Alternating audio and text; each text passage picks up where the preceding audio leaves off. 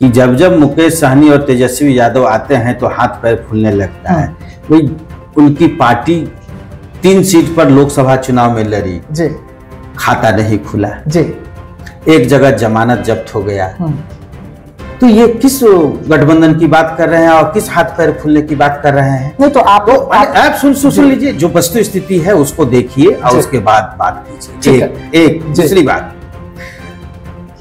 पिछले विधानसभा के चुनाव के समय उनको पीठ में छुरा मारा गया था। इस बार मेरा दावा है कि इस बार उनको आगे पीछे दोनों तरफ से छुरा लगेगा। नमस्कार, मैं विकास से। देखिए, बिहार में पूर्व डिप्टी सीएम तेजस्वी यादव और मुकेश सहनी की जोड़ी जब जब निकलती है तब तब, यानी कि जो सरकार में बैठे हुए हैं लोग, उनके हाथ पांव फूलने लगते हैं। वैसे में मुकेश सहनी एक बड़ा बयान दिए कि सरकार हमारी बनने जा रही है, हम बिहार के डिप्टी सीएम बनेंगे, आपका जो काम नीतीश सरकार में रुका हुआ है वो काम होने लगेगा।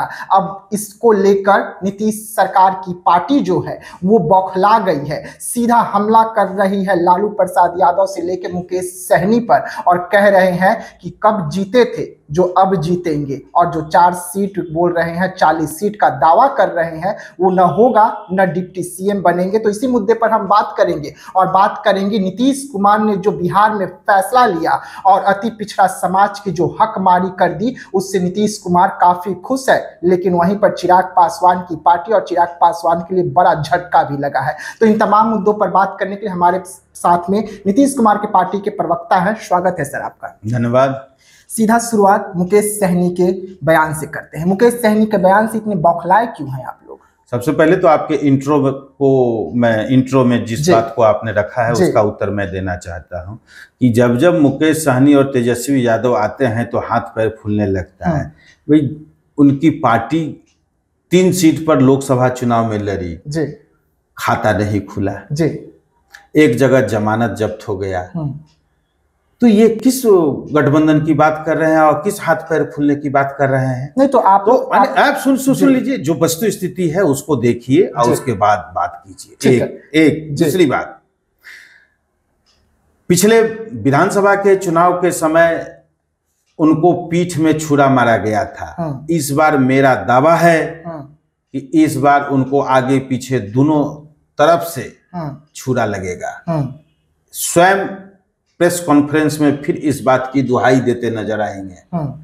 कहीं से मुझे वह सीन दिखाई नहीं पड़ रहा है कि पिछले बार 4 जीते थे, इस बार 40 जीतेंगे, जिस बात को वो दोहराते चल रहे हैं मुकेश सहनी जी। तो डॉक्टर लोहिया जो कहा करते थे कि पार्टी संगठन को चलाने के लिए, संगठन को गतिशील बनाए रखने के लिए लोगों के बीच जाना पड़ता है, लोगों के दुख दर्द को सहना पड़ता है, लोगों के साथ उठना बैठना पड़ता है, लोगों के साथ जीना पड़ता है, तब संगठन खड़ा होता है और संगठन से लोग जुड़ते हैं। तो ये तो लैमलाइट की दुनिया से, बम्बई के बॉलीवुड की दुनिया से आए हुए लोग हैं। इनको गरीबी, गुर्बत और फटे हाल लोगों से तो कोई लेना देना होता नहीं है। इस पे मैं आपको रोकूंगा।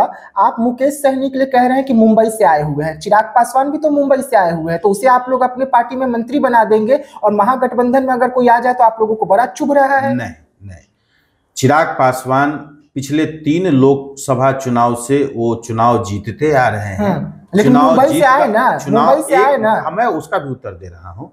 मुंबई से लौटने के बाद पार्टी संगठन में, लोक जनशक्ति पार्टी में उन्होंने काम किया। उस पार्टी ने उनको उचित समझा तो उनको चुनाव लड़ाया। चुनाव लड़ाने के बाद 3 बार, आज तीसरी बार हाजीपुर की जनता ने उनको लोकसभा में भेजा है। और जब गठबंधन में कोई पार्टी होता है तो मंत्रिमंडल में स्थान देना, यह गठबंधन दल को जो लीड करता है, यानी मुख्यमंत्री और प्रधानमंत्री गठबंधन दल के लोगों को स्थान देते हैं। इसमें कोई नई बात नहीं है।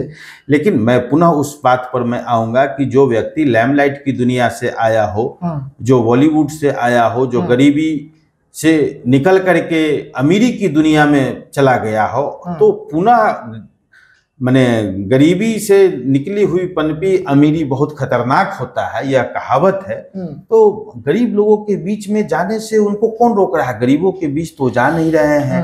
गरीबों से मिलना जुलना तो उनका होता नहीं है।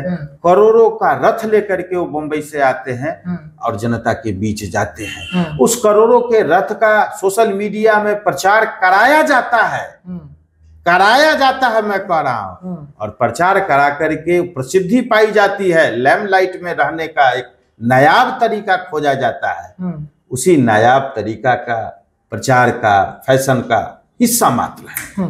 अच्छा, मुकेश सहनी अगर डिप्टी सीएम बनते हैं तो आप कह रहे हैं कि उनके पीठ में तेजस्वी यादव ने खंजर घोंपा था, अब फिर से वैसा हो सकता है? भाई सरकार बनेगी, हाँ ठीक है, भाई सरकार उनकी बनेगी तब ना। सरकार कहाँ बन रही है उनकी? यहाँ चीफ मिनिस्टर और डिप्टी चीफ मिनिस्टर का वैकेंसी है कहाँ महागठबंधन के लिए? वैकेंसी रहेगा तब ना कोई एप्लीकेशन आएगा। ठीक है, आपका बात हम मान लेते हैं, लेकिन मुकेश सहनी के साथ आप लोगों ने भी तो खंजर घोंपा था। बीजेपी ने खंजर घोंपा है आखिर? बिल्कुल नहीं। मुकेश सहनी जी ने स्वयं अपने कई बयानों में कहा कि अमित शाह जी ने मुझे टेलीफोन किया, टेलीफोन करने के बाद मुझे एनडीए में 11 सीट दिया और सीट के साथ कैंडिडेट भी दिया था। जहां तो प्रेशर पॉलिटिक्स तो की ना बीजेपी, उसे प्रेशर नहीं, मैं नहीं कर रहा हूँ। मुकेश सहनी ने जिन बातों को कहा मैं वो कह रहा हूँ। तो एनडीए में है ना प्रेशर पॉलिटिक्स है ना? एनडीए में प्रेशर पॉलिटिक्स नहीं, कोई प्रेशर पॉलिटिक्स नहीं है। प्रेशर पॉलिटिक्स अभी वो प्रेशर पॉलिटिक्स का क नहीं जानते हैं, ए नहीं जानते हैं मुकेश सहनी जी प्रेशर पॉलिटिक्स का। इसलिए प्रेशर पॉलिटिक्स अभी वो जाने समझे अभी। अब ऐसा कुछ नहीं है। मुकेश सहनी जी का यह सांकेतिक रूप से 2025 का उनके लिए चुनाव है। चलिए ठीक है, नीतीश कुमार का एक फैसला आता है, खास करके ST/SC समाज के लिए आता है, चौकीदारों के लिए आता है। हकमारी करके नीतीश कुमार बैठ गए, ये आरोप लग रहा है। ये आरोप जो है पशुपति पारस भी लगा रहे हैं और ये आरोप खुद चौकीदार समाज भी लगा रहे हैं। अब जब तक एनडीए के हिस्सा के रूप में पशुपति कुमार पारस जी थे तो इस तरह के सवाल को नहीं उठाते थे। जब एनडीए से स्वयं बाहर होने का निर्णय किया और लालू जी को अपने यहाँ मकर संक्रांति के अवसर पर दावत दिया और दावत देने के बाद इंडिया गठबंधन के हिस्सा के रूप में अब वो शामिल होने जा रहे हैं तो इस तरह के सवाल उठा रहे हैं। हमारी सरकार ने अनुसूचित जाति के लिए जितना काम किया है आजादी से लेकर के आज तक, माने नीतीश कुमार जी की सरकार बनने के पहले तक कोई सरकार ने उतना काम नहीं किया था जितना आदरणीय नेता नीतीश कुमार जी ने किया है। पूरे बिहार के सभी जिला हेडक्वार्टर्स में अंबेडकर छात्रावास आज सरकार की पहल से चल रहा है, जिसमें अनुसूचित जाति के बच्चे रहते हैं और अपनी आगे की पढ़ाई प्रतियोगी परीक्षाओं की तैयारी के सिलसिले में रहते हैं। उद्यमी योजना से संबंधित राज्य सरकार ने 10 लाख रुपया वैसे भी रोजगार नौजवानों के लिए, चाहे किसी भी वर्ग का हो, दलित हो, अनुसूचित जाति जनजाति का हो, सभी के लिए, और 5 लाख रुपया उसमें अनुदान है। अब वह जिले स्तर पर सरकार ने फैसला लिया है कि अब राज्य स्तर पर इस तरह की राशि नहीं दी जाएगी। अब जिले में जिला उद्योग विकास पदाधिकारी के यहाँ आप दीजिए, वहीं से आपको उद्यमी बनने का रास्ता आपका साफ हो जाएगा। ठीक है, ये तो आपकी ये परिवहन है, ये परिवहन योजना की मैं बात कर रहा हूँ। राज्य सरकार ने पंचायत के स्तर पर ई रिक्शा देने का कार्यक्रम किया। आज उस ई रिक्शा कार्यक्रम से राज्य सरकार ने पंचायत स्तर पर अनुसूचित जाति और अत्यंत पिछड़ा वर्ग के वैसे बेरोजगार लड़कों को रोजगार देकर के रोजगार से जोड़ने का काम किया है। रोजी रोजगार चला करके 60,000 परिवार का चूल्हा बुझाकर आप कह रहे हैं? नहीं, 60,000 परिवार का चूल्हा नहीं बुझा है। चौकीदार वफादार संघ के लोगों को भी राज्य सरकार ने बड़ी संख्या में नियुक्ति की है। पशुपति पारस जी को नहीं मालूम है, क्योंकि उनको पासवान के नाम पर राजनीति करना है।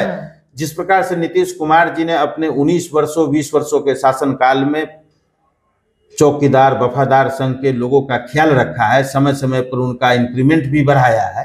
लेकिन अब चूंकि राजनीति है, लोक विधानसभा का चुनाव है, अरे सुनिए ना, विधानसभा का चुनाव है, तो जैसे चौकीदार वफादार संघ का मांग है, ठीक उसी प्रकार उनके बेटा को विधानसभा चुनाव लड़ाने का मांग है, भतीजा को सेट करने का डिमांड है।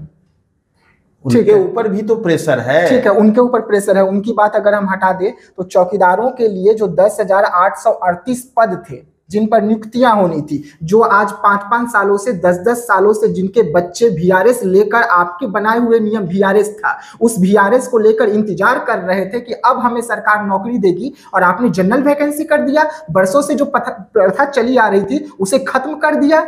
नहीं, माननीय मुख्यमंत्री नीतीश कुमार जी ने प्रथा खत्म नहीं किया है, वह राजनीति कर रहे हैं। राजनीति कर करके इस समाज को दलित करना चाहते हैं, जो उनसे नहीं जुड़ा है, उनकी भावनाओं को भड़का करके विधानसभा में इसका लाभ लेना चाहते हैं पशुपति कुमार पारस। डीएम को आदेश पशुपति पारस जी कर दिए कि आप लोग वहां पे चिन्हित कीजिए। डीएम को आदेश जा चुका है सचिवालय की ओर से। ऐसा नहीं है, ऐसा नहीं, मतलब हम मान ले कि चौकीदारों को हक और न्याय मिलेगा। एकदम हक न्याय मिल रहा है, मिलेगा नहीं, फिर आप उल्टा करें, मिल रहा है, आगे भी उसको मिलते रहेगा। 10,838 पद, अरे आगे भी मिलते रहेगा। आप इसका जवाब दे दीजिए। 10,838 पद का जो वैकेंसी रुका हुआ है, वर्षों से रुका हुआ है, जिसको लेकर इंतजार चल रहा है, ये कब पूरा हो जाएगा? पूरे देश में बिहार सरकार से ज्यादा कोई नौकरी दे रही है? पूरे देश के लोग बिहार में आ रहे हैं परीक्षा देने नौकरी का, चाहे वो शिक्षक बहाली हो, अरे सोचिए, शिक्षक बहाली हो, व्याख्याता बहाली हो, मेडिकल का बहाली हो, कृषि का बहाली हो, पुलिस की बहाली हो, दारोगा की बहाली हो, ये आमीन की बहाली हो, इतने सारे वैकेंसीज आए हैं। मुख्यमंत्री नीतीश कुमार जी ने 10 लाख का लक्ष्य रखा था, 8 लाख 9 लाख के करीब पहुंच चुका है। अब उसको 12 लाख मुख्यमंत्री जी ने कर दिया है।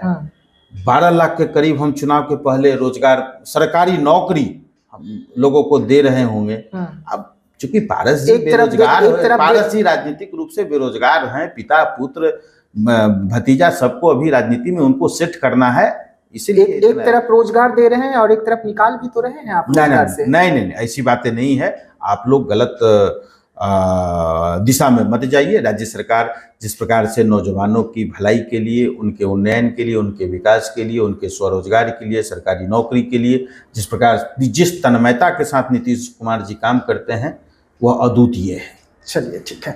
देखिए, नीतीश कुमार के प्रवक्ता हैं, तमाम सवालों का जवाब जो है बेबाकी से दे तो रहे थे। मेरे पीछे आपको नीतीश कुमार की तस्वीर भी नजर आ रही होगी, जिसमें नीतीश कुमार मुस्कुरा रहे हैं। नीतीश कुमार की पार्टी का दावा है कि इसी तरीके से बिहार मुस्कुरा रहा है, लेकिन बिहार में जो चौकीदार समाज है, उनके घर में अगर जाएंगे तो आपको आंसू ही आंसू नजर आएगा, घर की बुझती हुई चूल्हा नजर आएगी। लेकिन नीतीश कुमार की पार्टी का कहना है कि सब सही है, आंख बंद करके भरोसा कीजिए। अब देखने वाली बात होगी कि ये भरोसा कब तक कायम रहती है, क्योंकि सामने चुनाव है और चुनाव को लेकर तमाम पार्टियां अपनी अपनी कमर कस ली है।